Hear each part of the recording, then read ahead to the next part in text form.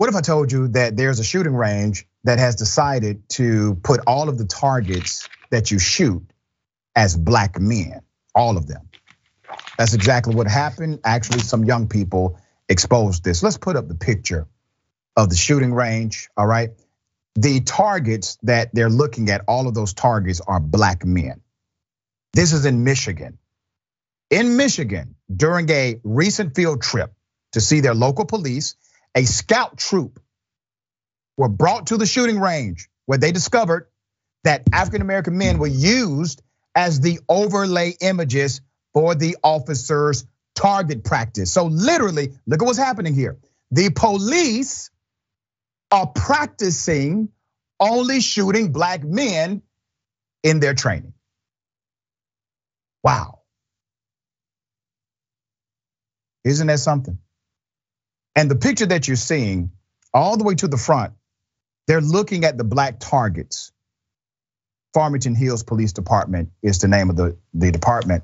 After the children told their parents about the incident, they were afraid to speak out on their own, okay? The parents of one scout reached out to a lawyer to speak on their behalf and expressed their shock and disgust. Dion Webster Cox, who is representing the family, Webster Cox contends that while she and the parents are not looking to file a lawsuit against the city, there is an issue of racial bias, a lack of diversity, and healthy community engagement worth noting in their policing. But here's the thing, you gotta file a lawsuit. My recommendation is to file a lawsuit because lawsuits can hold people accountable in ways that a letter and exposure cannot, all right? Especially when you have a culture like this. Big ups to those children for speaking up because they spoke up because they're being raised right. That's why they spoke up. According to research by the family lawyer, let's put up the picture again. According to research by the family lawyer, when ordering a picture target from a vendor, talking about what you put on the target, the orders include a variety of targets. But instead of using the non-black targets, they would just reorder set after set after set, take out the black people from each set and only restock their targets with black men. How sinister is that? They are literally paying more money in order to make sure they have black bodies you can shoot. Let's put up the picture of the chief. The current chief, his name is Jeff King. They are being sued by a former black officer over racial bias at the department. In terms of this incident, he claims that their internal probe showed they use more white targets than black ones. Well, I don't know what's going on with this picture. I mean, I see it, but we looked into it and I have no evidence to give you, but we actually do shoot more white people. You cannot make the argument that this is not a culture issue. You can't make that argument anymore. Even those who will see this segment and be pro-police, fine. You can't be pro this though, all right? Adrienne, your thoughts here?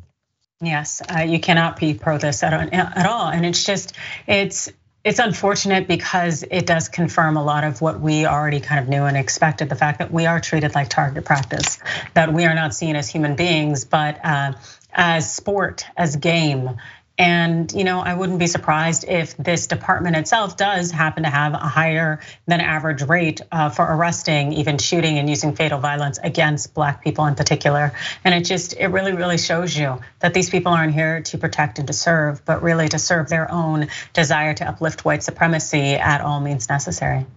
And here's why they want to indoctrinate children to believe that racism doesn't exist, that the history of this nation is not rooted in bloodshed, violence, bigotry, and prejudice, because they don't want children calling them out like these children did. As soon as they walked into this place where the powers that be have normalized prejudice and corruption, they immediately were uncomfortable. And here's what happens, and I tell people this a lot, Adrienne. One of the most underrated experiences of the human journey is being uncomfortable. Because when you're uncomfortable, things change. Things change. These kids were uncomfortable and now things are changing. And so I need more people to be uncomfortable with corruption, systemic bias, prejudice, racism. Be uncomfortable because you're gonna be forced to do something about it. All right.